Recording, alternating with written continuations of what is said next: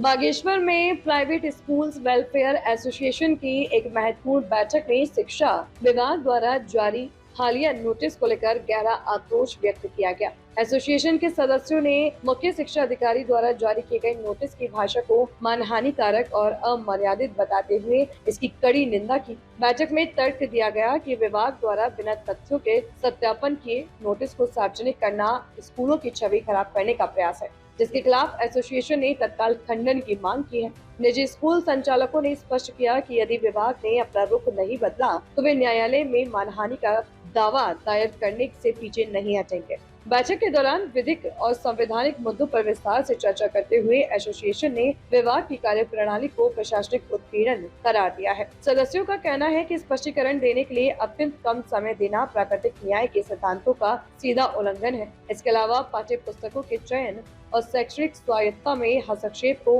असंवैधानिक बताते हुए एसोसिएशन ने अनुच्छेद 14, 19, 1 जी और 21 के तहत प्राप्त मौलिक अधिकारों के संरक्षण हेतु उच्च न्यायालय में रिट याचिका दायर करने की तैयारी शुरू कर दी है। उन्होंने आरोप लगाया कि प्रवेश सत्र के दौरान बिना पूर्व सूचना के किए जाने वाले निरीक्षण ड्यू प्रोसेस के विरुद्ध है और केवल दबाव बनाने की रणनीति का हिस्सा है। अंत में एसोसिएशन ने शुल्क निर्धारण को लेकर हर साल उठाए जाने वाले सवालों को अत्यधिक विनियमन बताया है और एक पारदर्शी व्यवस्था लागू करने की मांग की। बैठक में उपस्थित सदस्यों, जिनमें एनबी भट्ट, घनानंद जोशी, मनोज कपिल और अन्य शामिल थे, ने सर्वसम्मति से निर्णय लिया कि वे राज्य स्तर पर इस संबंध में ज्ञापन सौंपेंगे। चंदन परिहार की अध्यक्षता और हरीश चंद्र पांडे के संचालन में हुई इस बैठक में ये संदेश साफ दिया गया कि निजी विद्यालय शिक्षा व्यवस्था का अहम हिस्सा है और वे अपने अधिकारों की रक्षा के लिए हर संभव कदम उठाएंगे।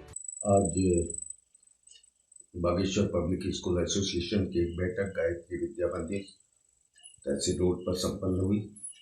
इस बैठक के मुख्य बिंदु थे जो शिक्षा विभाग ने 7 पब्लिक स्कूलों को नोटिस भेजा है, उस पर विस्तृत रूप से विचार विमर्श किया गया। नोटिस में कुछ गंभीर आपत्तियां उठाई गई। पहली आपत्ति यह है कि शिक्षा विभाग ने औचक निरीक्षण किया, उसको अधिकार है निरीक्षण करने का, लेकिन नैसर्गिक न्याय का ये तकाजा है कि उन्होंने विद्यालय के प्रिंसिपल और प्रबंधन को इसकी सूचना देनी चाहिए थी। उन्होंने एक पक्षीय निरीक्षण किया और जो कमियां पाई या इरादन जो कमियां वो ढूंढना चाहते थे, उस पर कोई भी स्पष्टीकरण न प्रिंसिपल से लिया गया न प्रबंधन से लिया गया और उस आधार पर उन्होंने नोटिस जारी कर दिया। और साथ ही नोटिस में कहा गया कि 3 दिन के भीतर अपना जवाब दें, नहीं तो एफिलिएशन सीज कर देंगे, अर्थदंड लगा देंगे, धमकी दी उन्होंने।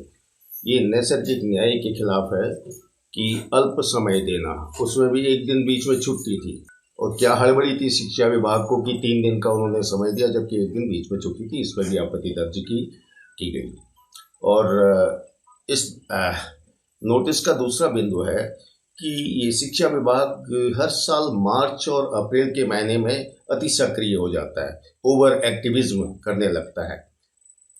किताबें देखना, उस पर सवाल करना, खड़ा करना, बिना रूल्स समझे और एपेक्स कोर्ट और विभिन्न हाई कोर्ट के प्रतिपादित सिद्धांतों को समझे बिना नोटिस जारी करता, आरोपित करता है स्कूलों को। स्कूलों को एक्ट में भी और सुप्रीम कोर्ट के निर्णय में भी शैक्षिक स्वायत्तता प्रदान की गई है।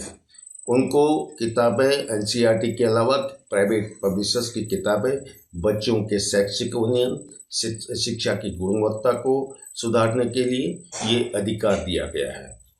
स्टेट का काम है रेगुलेट करना, स्टेट का काम नियंत्रण करना नहीं है। तो हमने इस पर भी ऐतराज जाहिर किया सभी सदस्यों ने सर्वसम्मति से। और दूसरी चीज यह है कि जो विषय आता है हर साल फीस का, वो भी मार्च के और अप्रैल के महीने में आता है।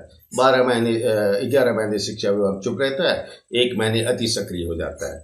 अब स्टेट जो फीस का सवाल है वो स्टेट फी रेगुलेशन एक्ट 2016 बना है, उसमें भी पब्लिक स्कूल को स्वायत्ता दी गई है और माननीय सुप्रीम कोर्ट ने अपने निर्णय में स्कूल के रीजनेबल ऑटोनॉमी की बात कही गई है। उसी को सजाने निवारने का के लिए प्राइवेट पब्लिशर्स लगाता है, तो उस पर भी उनका ऐतराज़ गैर संवैधानिक है और प्राइवेट स्कूलों को मार्च और अप्रैल के महीने में जब उनके एडमिशन का समय होता है उस समय अनावश्यक दबाव डाल करके हैरेस करने का है, जिसका सबने एक स्वर से घोर विरोध किया है।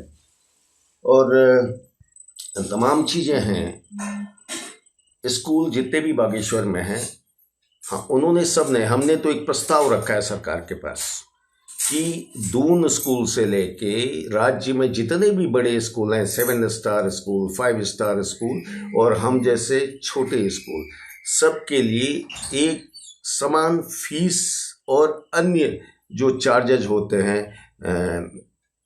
वो चार्जेस सरकार खुद ही निर्धारित कर दे और वो दे दे। हम तो 101% उसका पालन करेंगे। अलग अलग स्कूलों में फीस का अलग अलग ढांचा है।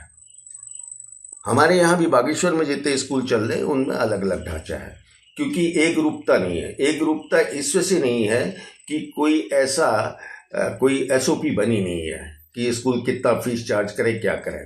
तो हम तो सरकार से कहते हैं आप ही तय कर दो, हम वो फीस जो है चार्ज करेंगे। अगर आप ज़्यादा भी करेंगे तो हम यहाँ की स्थिति को देख के, परिवारों की, अभिभावकों की जेब को देख के उसको कम कर देंगे। हम ये एक सुझाव सरकार को देने जा रहे हैं। मेरा मानना है कि शिक्षा विभाग अनावश्यक हस्तक्षेप ना करे। उसका काम सुझावकारी होना चाहिए, निर्णयात्मक नहीं। नियंत्रण से शिक्षण संस्थाएं, सांस्कृतिक संस्थाएं, साहित्यिक संस्थाएं नहीं चलती हैं। ये संस्थाएं प्रबंधन से चलती हैं। उन्होंने अपने विभाग में अपने सरकारी स्कूलों को नियंत्रण कर व्यवस्था चौपट कर दी है, बच्चों के भविष्य से खिलवाड़ कर दिया है। लेकिन वो चाहते हैं कि प्राइवेट स्कूल भी वही काम करें जो हम अपना काम कर रहे हैं। 2047 तक मोदी जी इस भारत को विश्व गुरु बनाने वाले हैं। क्या ऐसी स्थिति में विश्व गुरु बनेगा? जो डिलीवर कर रहे हैं, जो सोसाइटी में पलायन रोक रहे हैं, जो एम्प्लॉयमेंट जनरेट कर रहे हैं, जो गुणवत्ता की शिक्षा दे रहे हैं, उन पर तो नियंत्रण कर रहे हैं और अपना स्वच्छंद होकर के मनमानी कर रहे हैं। ये हमारी पीढ़ी जो जिनको विश्व गुरु बनाना है वो सरकारी स्कूल में पढ़े या प्राइवेट स्कूल में पढ़े, सबको गुणवत्ता शिक्षा लेने का अधिकार है और उस अधिकारों से सरकार खुद उनको वंचित कर रही है। इस पर भी हमने चर्चा की, क्योंकि हमारी चिंता ये है कि वो स्कूल प्राइवेट हो या चाहे सरकारी हो, वो बच्चे हमारे हैं, वो नौनिहाल है, इस देश की संपत्ति है, उनको गुणवत्ता की शिक्षा मिलनी चाहिए। इन्हीं सभी बातें तय भी हम एक विस्तृत प्रत्यावेदन शिक्षा विभाग को दे रहे हैं, मुख्य शिक्षा अधिकारी को दे रहे हैं, जिलाधिकारी को दे रहे हैं, प्रदेश के सभी उनको पदाधिकारी, संबंधित पदाधिकारी दे रहे हैं, शिक्षा मंत्री को दे रहे हैं और मुख्यमंत्री को दे रहे हैं। ये नियंत्रण करना छोड़ दें, इससे शिक्षा व्यवस्था चौपट हो जाएगी। हम ये अनुरोध इस सरकार से करते हैं और उसके विभागों से करते हैं। धन्यवाद।